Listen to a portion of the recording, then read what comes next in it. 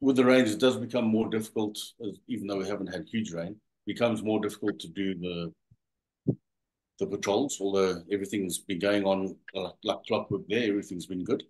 So, but the main focus has been on human wildlife conflict. And that has really become quite a major part of what we spend our time doing for probably the last year, maybe 2 years, spending a lot of time doing, um, trying to mitigate problems along the southern boundary. So the southern boundary is really separated from the rest of Mana because it's up beyond the mountains.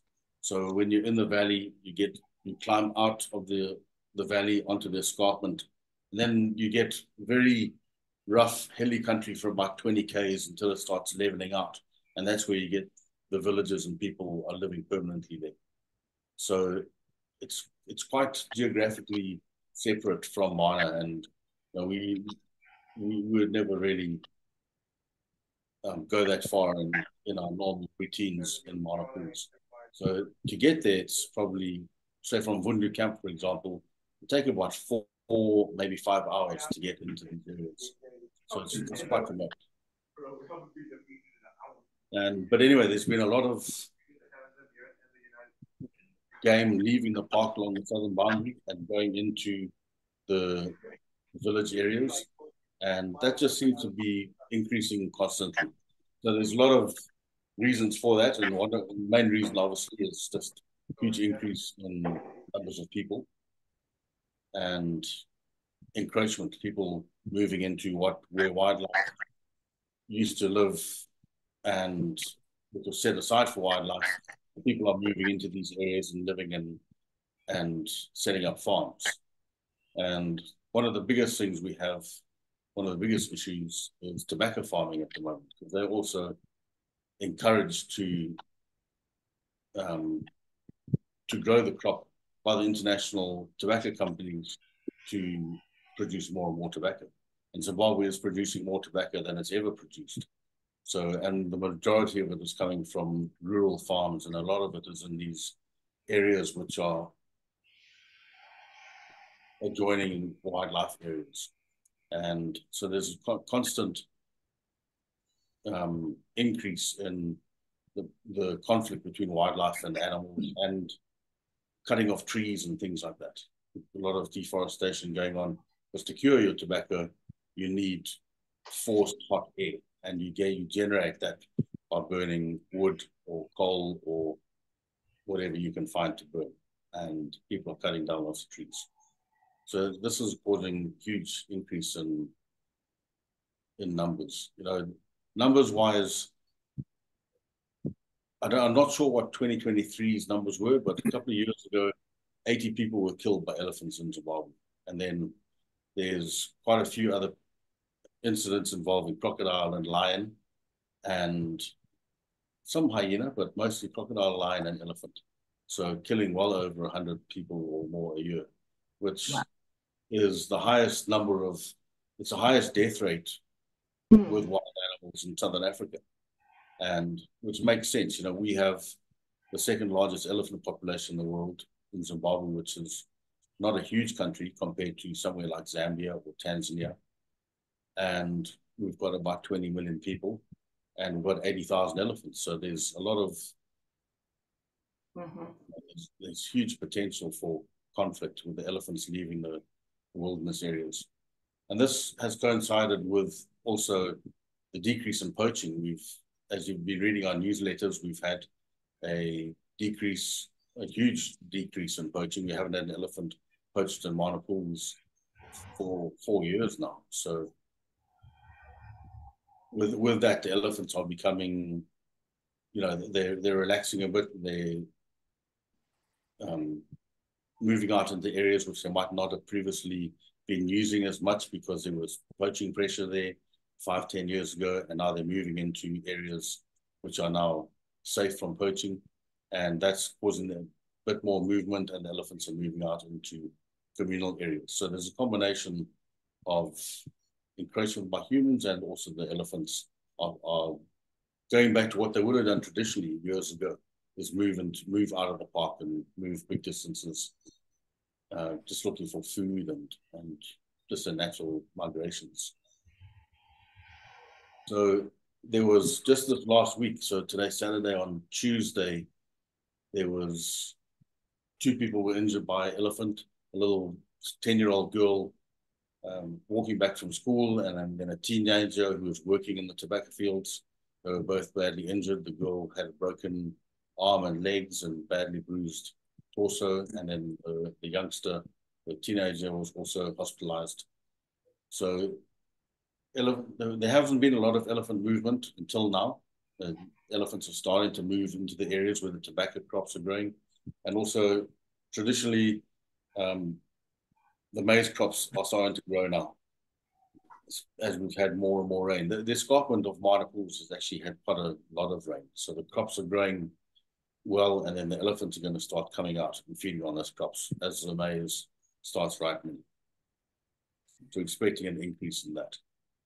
And so we are, yeah, there's quite a lot of pressure, especially, a lot of politics involved with human-wildlife conflict, because the communities will go back to the authorities and make complaints, especially like last year when we had elections. There's a lot of pressure to work on human-wildlife conflicts. So that's pulled us in a lot into it. And now we've in there and established, we're doing more and more work on this human-wildlife conflict. So what we've got planned coming up is when the elephants start moving out more and living in the communal areas. Right now, they're just temporarily moving out of the park and then back into the community and back into the park. We want to try and get some elephant collars onto these, some satellite collars onto the elephants, so we can monitor the movements of the elephant and also get an early warning system. When we see the elephants start moving into the area, we can send a team in there and, with radio tracking and pick up signal and work on the set up a roadblock basically and make noise and chase the elephants out of the area before they get into the crops.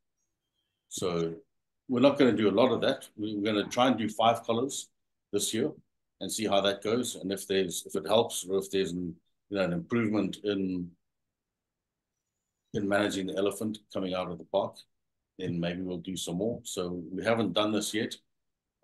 We did put 1 collar on an elephant herd in the escarpment area, which is, the mountain area south of Mana. But that elephant never left the park. So we've got to be much more specific and wait for these elephants to come out of the park and either get them while they're out the park or get a ground team in there to lead us in. So when they've gone back into the park, we can track that herd from the community into the park and get a collar on that specific herd that was in there. So that's going to be one of our objectives coming up, and probably by March, hopefully the elephants will be moving a lot more by then. Try and get that done in March. And on the other side, with lions, for example, I don't know if you remember some of the articles we put out last year. Starting in about June, July, there was a pride of lions that was moving into the community and killing a lot of livestock. They were basically were subsisting on killing livestock. They weren't hunting at all.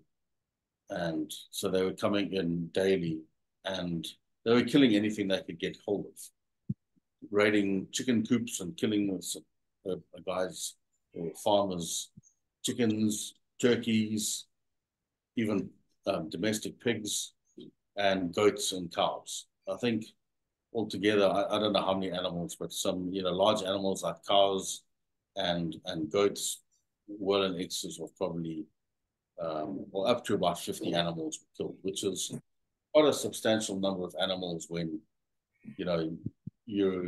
it's very rural environment, and a cow, each farm might only have a small herd of cows, maybe 5 to 10 animals. So to lose 1 or 2 of those is quite a big loss, and goats too. So we did, we tried to catch them, and we did last year. We managed with a steel cage trap. We caught 4 of the lions. There were 7 altogether, and managed to catch 4 and move them into the park. We put a collar on one of them. And so we've done some collaring of lions and leopards also in the past. And we've had really good success where the animal didn't come back and cooperate, or livestock didn't kill livestock, which is quite unusual because in a lot of studies or done on these, especially lion and leopard, they come back to the area and they revert because they're totally reliant on livestock. They're not hunting in the wild, or they lost the ability to hunt in the wild, so they just keep on killing livestock. So in a lot of cases where these animals are collared, doesn't matter how far you take them, whether it's 100 k's or 200 k's, they will come back. Whether it takes them a week or 2 weeks, they do make their way back. And we've seen that happen in all the cases that we've captured and collared and translocated, but they've never come back and started stop killing again until just recently. One of the collared lions that we had was coming back and stopped raining. So national parks had to make a decision on that because we also, after we had captured 4 out of the 7, the remaining lions were impossible to catch now because they had seen the other lions in the cage, and we had to chase them away from the cage so we could then dart the lions and knock them out and load the cage, and so we could drive them out of the area. So these lions learned exactly what was going on. So Freedom, who some of you have met, and most of you have heard of Freedom by now. Our manager is doing more and more human wildlife conflict and community management stuff, and so he's been just up there for months, literally trying to catch these lions. And eventually, after more and more livestock were killed, national parks put an order out for them to be eliminated. And so that's what we've been trying to do for the last week. And then last night there was 2 lionesses were shot and killed. One was actually shot about a week ago, and it was wounded and it was running around, but even then it was unable to hunt in the wild, and it came back to stop killing. And anyway, so 2 of them were shot. So now we've managed to capture and move 4 of the lions, and 2 have been shot. So we're hoping that pride, that was 7 animals in total, is now not going to be a problem in the community. So, but it just becomes, those are the kind of issues that we're dealing with. When they first came out with the mandate to shoot the lions, we were very much against that, and we thought we'd just keep on trying to catch them. But it was virtually impossible to lure them into a bait. So what we do is if they kill the cow, for example, we get the hindquarters and put the hindquarters in the cage, and then bait it in an area where we know the lions were returning. But they were walking past the cage and the bait 100 meters, 200 meters, where they could certainly smell the meat, but they weren't coming into it. And after trying for weeks, we eventually had to shoot them. So, and then the same with hyenas. The hyenas have also been a big problem, killing cows and goats. So it's been quite a decision for us to make, that we're going to have to try and shoot some of these animals because there's no other way around it. And hopefully now that's settled, and then we can just get back to doing what we can. And if lions do become a problem again, we can try and catch them, because it'll be a different pride, because that pride hopefully has been dealt with. And the ones that we did capture, hopefully they don't come back and start their business again. So yeah, that has been a big problem. The leopard also have been an issue. We've spent a month trying to catch a leopard, and with no success. And those are even trickier to catch than lions. Last year, like I said, we caught those 4 lions. We haven't caught a leopard in the trap for a long time. So we just got to keep on plugging away at that. And then we've put an order in for some collars. So if we do catch and trap these animals, at least we can put a collar on it and monitor movements and see where they're going again, like we've done in the past. And that also, not only just can you tell what they're doing, but it also helps you identify the animal. So when they do come back and start killing stock, then invariably somebody gets to see them, or either a villager or the guy whose cows they're eating. Somebody gets a visual on these lions, and if it's got a collar on it, even if the collar stops working for whatever reason, if the battery fails or something like that, at least you've still got a visual on the animal. But like I say, with the collars we've put on in the past, we've been able to monitor them. They've never come back into the villages, which is unusual because, like I say, in many other research projects like this, they've come back and continued what they were doing. So it's a bit of a mix of some success, and then, like I say, with these other ones, we've had to eliminate them, which is a bit of a shock. But I think, with lions, I think what people need to realize that there's really no shortage of lions. There are a lot of lions, and they breed really well. And when they're doing so well and breeding like this, and they've got to move and find new home ranges, because once you've got a pride of lions, they're going to stay there.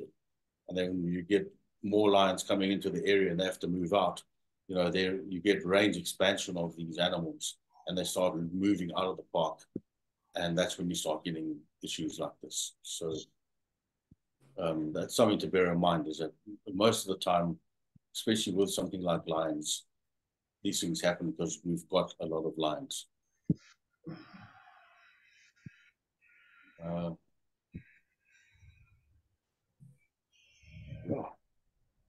I think that's about it on the human wildlife conflict side. I don't know if anybody's got any questions on that. Nick, no issues with dogs in the community yet, I guess. Yeah. No, we've seen them up in Chitangazua. So Chitangazua is a new base where we've just finished building last year. And so we've had a permanent presence there now for about 3 or 4 years. And we're starting to see dogs there, but they don't come out into the community, and we haven't had any reports of them hunting goats, for example, which would be something that they would target. And there's also been a report of the dogs further east from Chitangazua in an area called Fundundu, which is where IAPF, International Anti-Poaching Fund, have got their leasing a section of land. And so the dogs are roaming up and down the southern boundary up there, but not coming out into the community. So that's good news on that side. But the good news is that there's another pack of dogs in that area. It was back in when there were poaching issues, and with the poaching there was poisoning, we lost a pack of dogs in that area back in 2016. So to be seeing the dogs back in the area is great news. Nick, did you ever get results back on what was affecting the baby elephant? No, we haven't. We took some blood samples. We darted and checked out 2 of them last year, and we took some blood samples, but we don't have anything conclusive from the samples. And we only really did one because we thought we did a second one, but we thought it was a snare around the foot. But what it turned out was, we thought we were just going to remove a wire snare from the elephant. But it turned out that it was this bone issue where the joint had gotten so swollen that the skin had split all the way around the foot. and it looked like it had been cut by a snake. So we did check that one out, but we weren't really equipped to do much else. Yeah. We've got a couple of dates set up this year where we've got the vets coming in with X-ray machines. There's only a couple of mobile X-ray machines in the country, and so we've got a couple of vets coming in to do more comprehensive work on them, and we're going to put collars on the mums. So to treat a baby, you have to dart the mum too. So We'll put the mum down and then the baby, and then check out the baby, do the X-rays, take blood samples and tissue samples, and put a collar on the mum. And then if we need to come back and do any further treatment, then we can find the mother because she's got a satellite collar on. Right. So is it continuing to happen? Yeah, it is. Oh. Yeah, we unfortunately, like this last season, we saw a little baby that was maybe only 3 months old with the condition, which was the youngest we've seen. So we're not sure if they're developing it in utero and they're born with it, or is it something that develops as after birth and while they're growing. So we really don't know what it is. There was a suggestion from one of the vets in South Africa that it could be a mineral deficiency, phosphorus, for example. So we need to, with our future blood samples, we need to check for specific items like phosphorus and stuff like that, which we didn't do with the blood last year. Does it seem to be fatal? Is the condition fatal, or do we not know? Yeah, it is, because the joint becomes frozen, like the bone. You get calcification of the joint, and then the joint is immovable and it gets frozen in position, so the animal can't put its foot down. So it just becomes a three-legged elephant. While they're young, they can walk on 3 legs, but they keep on growing, and the mum leaves the herd and they become separate from the herd. It's just the mum and the baby, and the mum will just go at a very slow pace that the baby can keep up with, and so the baby gets enough food and keeps on growing. And then we just don't see any older animals, and so it's possible that they just get to a certain size, either they're killed by lions or they just can't move, and they die because they're getting too big to support the weight on 3 legs, and they usually just die. So yeah, I was going to ask a follow-up. How widespread is the condition? Is it seem to be just in South Africa, or are they seeing a problem? Well, there's been a couple of cases reported elsewhere, but again,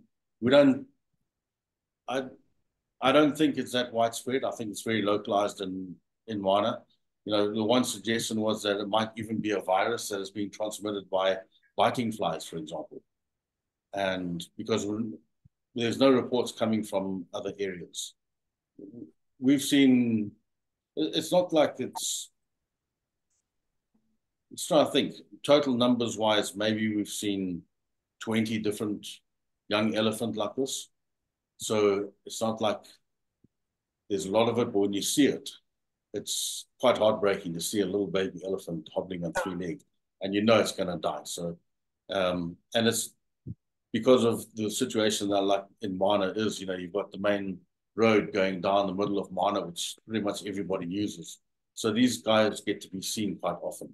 So it's just something that we want to work on, and national parks want to get to the bottom of it, because they're getting a lot of queries, not just from us, but from other people saying, what's the story with these baby elephants? So we're gonna see if we can figure it out.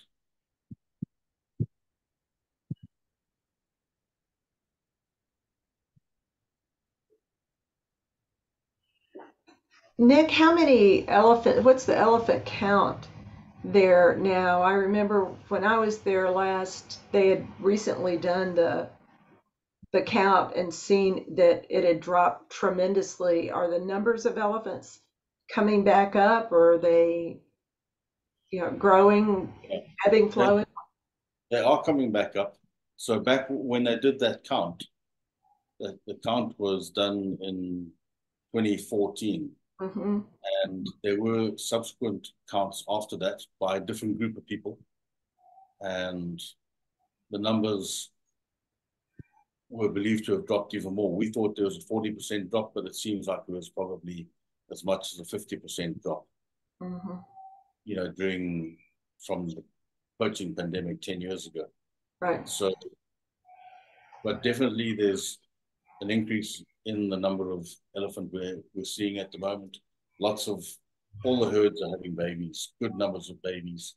And sometimes you'll see herds with 3 or 4 females, and they'll all have babies at foot.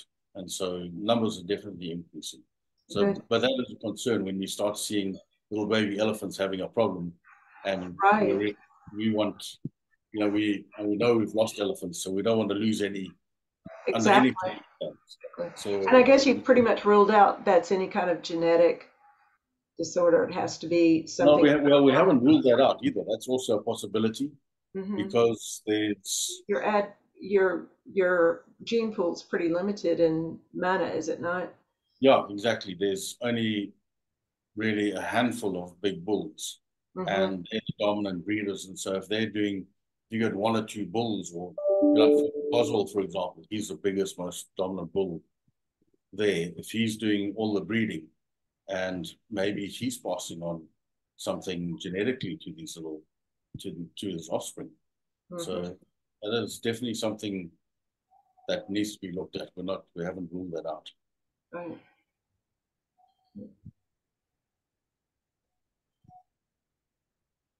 Gene, Nick, what's the cost of a collar for an elephant versus a lion? There's got to be a big difference in cost. And how do you fund that? Does that come from the government or through different organizations? No, so we sort of estimate, all costs included, about $5,000 for an elephant collar. So the cost of the collar actually is maybe $2,500 or $3,000, somewhere in that region. And then that also includes probably about 2 years of satellite subscriptions. So you get downloads for a 2-year period of time, which you can monitor. And then that also includes the vet fees and the drugs and the actual operation, because they don't just say, production to do that. You got to get a few people together, and it's got to be organized, and it's a bit of a mind, but yeah, so all those costs included. Yeah, and that is for the elephants in Mana, for example, like the bull standing behind you. You can walk up to him or drive up to him and shoot him in the bum with a dart. It's quite easy. But when we're talking about doing the elephants on the human wildlife conflict side, when they're coming out of the villages and moving around there, those elephants are quite wild. As we said, 2 people were badly injured on Tuesday by elephants. So you can't just walk up to those guys and throw a dart in his bum. You've got to hire a helicopter, and you've got to fly them, you've got to track them down by air, and then get in there by helicopter darted. And so it's a bit more of a rigmarole. So we did an operation about 2-3 years ago involving the helicopter, and Beth might have a better idea, because she's the numbers person. How much with the helicopter each collar came out to? I can't remember that. We figured out what it did come to. We did 6 of our own collars, but we also did 5 of National Parks collars. They got some collars donated by somebody else, but we funded the fitting of the collars and the hire of the helicopter. So with that helicopter hire, we purchased 5 collars, actually 6, but we did 11 or 12 collars altogether by Wow. air. I can't remember what that average. It still added a couple thousand a collar because the helicopter rental is, and the fuel is extremely expensive. I think the pilot maybe donated his time, but it's just a much, much more expensive operation. Mm-hmm. Yeah, it throws on probably, yeah, a couple of grand per collar just for the helicopter. Yeah. Mm-hmm.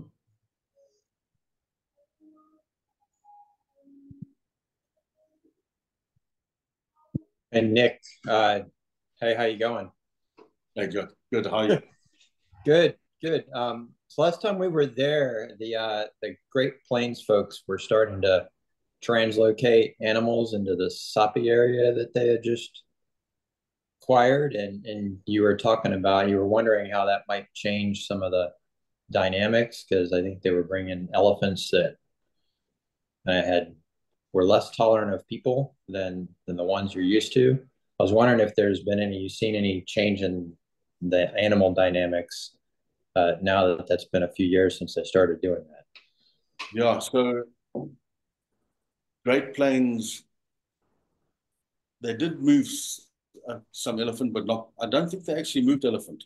I think they did some other animals before that, like zebra and waterbuck and small, plains game animals.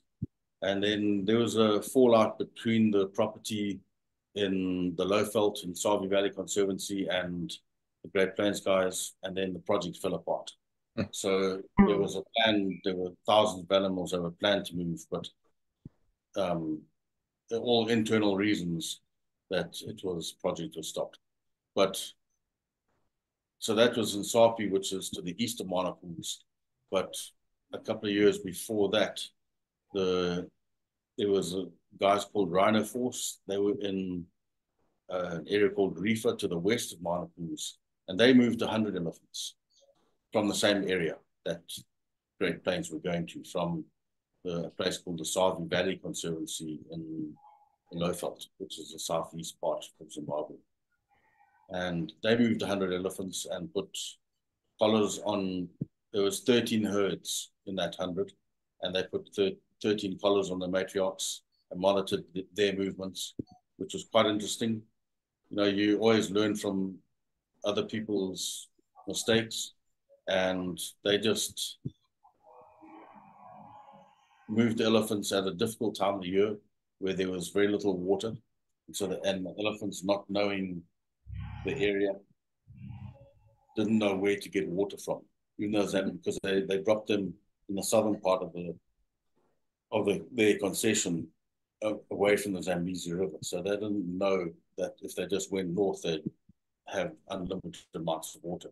So they did get stressed with water and movements. And one herd did try to move back to the Lowveld, and they went up into the escarpment and started moving south and went into the village areas.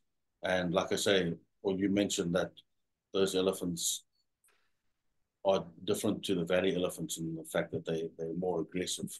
And they did kill somebody up in the escarpment when they're trying to move south. And that actually created, it's a difficult thing when you put a collar on an animal, you're almost creating ownership of it. Yeah. And so when that guy got killed, now everybody knew where that elephant came from. And so the community was up in arms and were demanding, obviously compensation and things like that from national parks and from the people who put the collars on the animal. And they eventually, under that kind of pressure, they decided to pull the collars off. So straight away, they just hired a helicopter, went in and tracked those collared elephants down and took the collars off them, because they didn't want to maintain that state of ownership over those elephants. And so, when we say we're going to put collars on these elephants in the human wildlife conflict area, that takes up a lot of, there's a lot of responsibility that comes with that. And, it's quite tricky. So we don't want, we hope like hell that nobody gets injured by a collared elephant. And we can we can manage it and stop them from coming in the community, and hopefully just learn a lot research-wise, on their migration paths and things like that. But yeah, as far as the Great Plains guys, they didn't move elephant in there into the Sapi area, although they did start their own collaring project where they collared, I think, 10 elephants to also monitor the movements, because their idea was to try to get an idea of the movements of the elephants that are already resident in the area. And then when they put the new elephants in, to try to see how the new and old elephants mix, and obviously what the movements are, or if there's any conflict between the resident and the introduced elephant. But it never happened, so that kind of data is not going to be available. But who knows? Maybe it'll happen in the future. I'm not sure. Cool. Thanks. Yeah. Nick, is there any other filming going on down there now, or has that pretty much moved on? We did a film with the Netflix people, or a group hired by Netflix. They were called True to Nature, and they did another wild dog project which came out last year. Came out in the beginning of last year. It's just called Predators, and it's a wild dog one, and that's the last wild dog one which we did. So, and I think that was our 4th or 5th wild dog one. So I think we've done dogs pretty much in Mana, and especially now that there's only really one pack. But we did have a film crew come out to Chitaki, and they were filming the lions, but they just had really bad luck last year with early rains. They came. It was their 2nd year to come. They came in. They came in 22, and there was a big storm. They came for a month, but after 3 weeks there was a big storm, and they had to shut the shoot down. And they thought they'll come a month earlier, and then the rains came a month earlier and shut the shoot down. So they didn't really have much luck. But in the first 3 weeks of the shoot in 2022, they managed to get quite a lot of decent stuff. So hopefully when that movie comes out, it'll be some good footage there. Mm-hmm.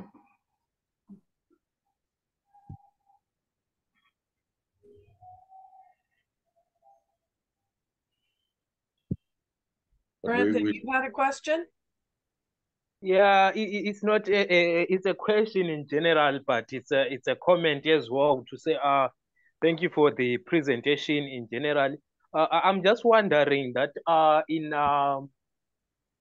in Mana pools, especially with the communities, is there any season whereby we say there is high human-wildlife conflict, especially with elephants? And also, are there any mitigation measures that has been tried around in the Mana pools area? Then I was just worried and concerned to say I once worked in Mbire, which is more close to Mana pools. If the communities that are around Mana pools, is there any, like the community scouts and other things maybe who can be of watch out even after collaring and those things? Yeah, so yeah, something I haven't mentioned, so thanks for bringing that up. But with a team of guys that we have out there, we've got a community liaison officer who does a lot of work with the schools, doing conservation clubs with the kids. But she also does a lot of community awareness programs with chili bricks and chili fences. I don't know if you've heard of that chili fence concept. Yeah. And Freedom has also done quite a lot of work with that. So with Chili. the main time of year is now. Last year, the first incursions were in late January, mid to late January. This year, we've only just had the first incursions happen this week. And I don't know if you were on the call when you heard, but there was a couple of people who were injured by elephants on Tuesday. And so we're expecting elephants to start moving in now. And this is when the maize crop is ripening, especially through February, March, April, even into May. But those are the main times. So what we've done, just learning from what other people have practiced with, is chili fence. So you can put chilies around immediately around the field where the crops are being grown. But what has proven to work is you from the fields, you go out maybe a kilometer and you find the elephant paths where they're coming in and put a chili fence across it. And then you divert the elephants, and then you put another chili fence there. And then you just create a diversion. So you're diverting the elephants from getting to the field in the first place. Because if they get to the field and smell the maize or see the maize crop, they're going to go through it. But if you can divert them when they're already some distance from the maize crop, then those chili fences have had some success. And it sounds so simple, and it is. You just string up chilies, a long string that have been soaked in chilies for 24 hours and put them up, and that's it. And it has been effective. So we haven't started that this year because there hasn't been movement of elephants, but we'll probably get back into the swing of things there. And then the other thing is chili bricks, where you mix chilies with engine oil and like cow dung and a bit of sand, and you make bricks. You can make hundreds of them and just dry them in the sun, and then, or you can just burn it straight away. But then that is more effective around the field. So then you'll have buckets of these chili bricks around the field burning, and the elephants don't like that acrid smell of the chilies and the smoke, and that diverts them away from the field. There are other measures which we haven't really, done. Obvious things like just making noise or firing shots in the air with a shotgun, and just generally, and blowing a vuvuzela, making that kind of disturbance to chase them out. But it's difficult because the terrain back there, you mentioned Mbiri, it's very hilly. So it's not, in some areas you see where there's human wildlife conflict like Kenya and even places in Tanzania, it's very flat and much more manageable. Whereas in the escarpment, there's hills and rivers and gullies, and the elephants don't just move in a straight line, they're moving all over the place.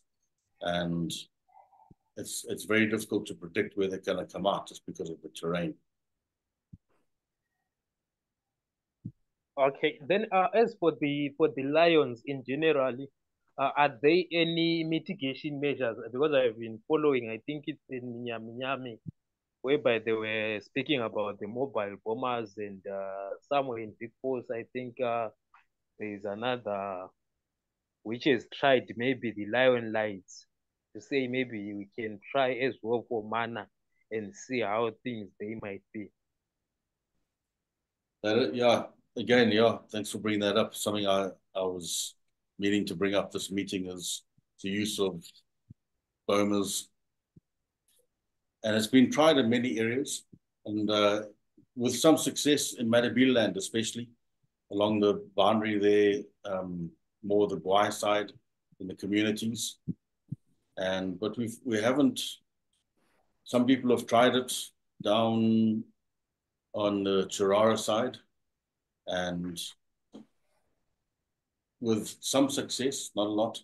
But where you do have the elephants in a boma, it does give the elephants extra protection.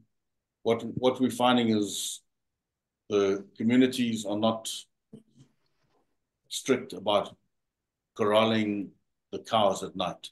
So most of these instances that we are getting in the area where we are, along the southern boundary, is most of the cows are roaming around free at night. So they're much more of an easy target. but that's not solely the case. So these lions that we've just shot last night, they were ripping into houses, not people houses, but where like a goat corral or even just chickens. They were going in and ripping the bricks out of the building, and literally tearing chunks out of the building so they could get into the. It's not a corral; it's a full brick building that they're ripping apart to get into. So it's quite desperate means. So even if the animals are put into a corral, it doesn't protect them, and that's where a boma comes in, because you're taking that visual aspect out. It's not something the lion can see through. But the problem we've had, well, I wouldn't say us because we haven't tried it yet, but it is on the cards to do. But people in the communities don't like to put their cows together with somebody else's cows. So we'd be looking at a big boma initially. That's a concept anyway, is to have reasonably big boma, maybe 20 or 25 meters across, and then you could put 50 cows in there for the night. And most people have smallish herds of 10 animals or so. You might have 5 people sharing the boma, and there's been a lot of resistance to that. And so maybe, I don't know if it's because of spread of disease between herds from somebody else who might be treating his cows for disease and another guy who's not, something like that. But that is definitely something that people who have done this kind of work have encountered. And like I said, we haven't done it yet, but it's something that we're very much aware of and looking at giving it a try. Okay, I think I really understand, because some are just saying ethical issues that comes around, especially with mixing the herds. I understand. Thank you. Yeah.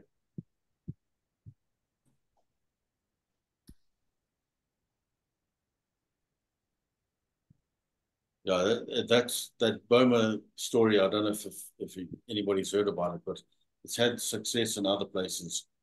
And if you can get people to agree to corralling the animals in a boma together at night, it's really drops the hyena and all of them, hyena, lion, and leopard. It reduces the occurrence of stock killing.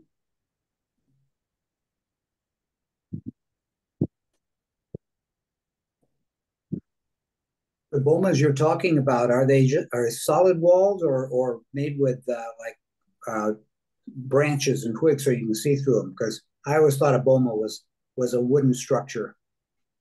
Yeah, traditionally that's what it is. It's a wooden structure so the lion can see through the gaps. No, but these are either made of canvas or tarpaulin. The type of heavy-duty plastic tarpaulin that trucks use for covering their loads on the back of a big 30-tonner. So you use that, and it's maybe a good height, 2.5 meters tall, and you put poles in the ground and you secure the canvas around the poles. So there is potential for them to dig under, but you can also put 10 pegs in and 10 peg it to the ground. But then we just got this visual barrier that a lion could easily break down if it wanted to. But these bomas, it's a concept that's been used for game capture for many years, especially for plains game, even buffalo. And the animals see it as a solid barrier and don't try to get through it. So as long as they can't see it, they'll wander around. Even if the lions are in the area, they'll wander around, but they won't break into it. So I'm sure they can smell the animals. Yeah, of course, they can smell the animals, especially if you use the boma for a month at a time. Because the other idea is, you can put these bomas up in a fallow field, for example, and then the animals will be fertilizing that ground while they're stored there. Then you can move the boma, and so you're also using it as a fertilizing thing by having the animals there every night and putting their droppings there and treading it into the ground. So it can be used as a dual purpose for fertilizing a fallow field as well as protecting the livestock. Okay. How have the game levels been in Manapools? Is there a reason? Is that part of the reason why the lions are drifting out?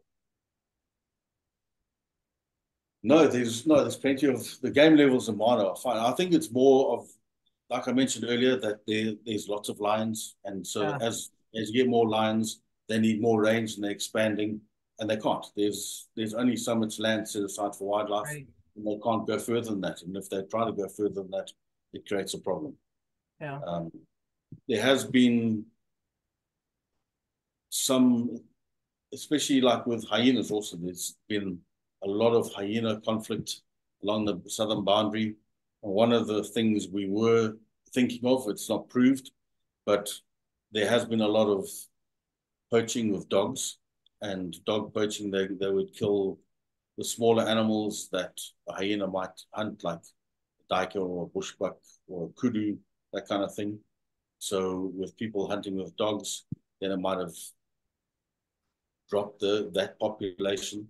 So then the hyenas didn't have anything to hunt or had less animals to hunt, and then we're looking for stock in the community, in the villages. So that's I wouldn't say that would be the sole cause. That is something that could also contribute to the problem. But I think maybe as an addition to that, we can try and educate our community members to make sure that they practice herding and also crawling, because if you check most of those communities, the crows, they are not strong enough. That's the first thing. The second thing, most of the people, they rarely like do the crawling, to say at night they just leave their goats outside. And the times the planes that are there in the park, they are more energetic and they can run faster than anything that is livestock or something. So I think maybe that can be another approach to incorporate that in our education, instead of, I can say, maybe education in schools at the same time at the communities. Yeah, I agree with you 100%. Like I say, I don't think that's the sole reason, but it could be, there's always multiple reasons why these things happen. And that's corralling is certainly a major part of it. But there's always other factors involved. And so that's why it's important to look at the broader picture and try to, get a real understanding of what's going on.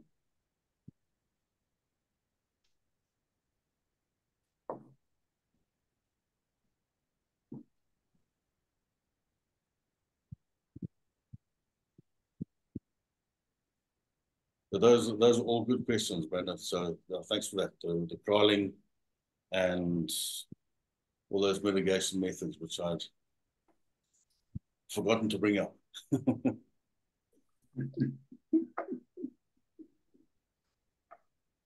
So, anything else? Anybody got any other questions? No. I like the dogs you have behind you. Yeah, we just got a local carver down the road to carve us up some dogs. Really? They're great. It's beautiful. It's good work. You should sell them in the camp. They're quite heavy. Yeah, put them out on Amazon. Yeah. How's Tusker? Oh, he's very well. Oh, he's good. He had that wound on his side, and that's healed up perfectly, so that's all good.